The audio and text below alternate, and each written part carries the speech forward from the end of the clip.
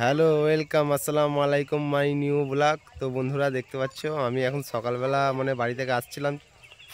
তো দেখতে পাচ্ছি এখানে বাচ্চারা মাছ ধরছে।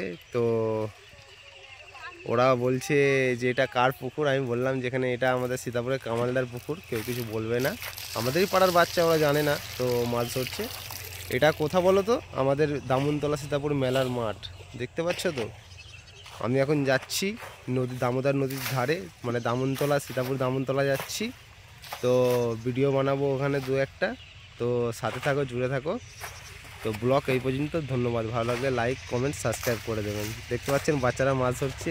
এই একটা বাচ্চা আছে যে মানে জলগুলোকে নিয়ে আসে এখানে ফেলছে বালতি করে। আর ওরা মাঝখানে একটা বাঁধ দিয়েছে, মানে সেখান থেকে পানিটাকে অন্য ওপারে করছে।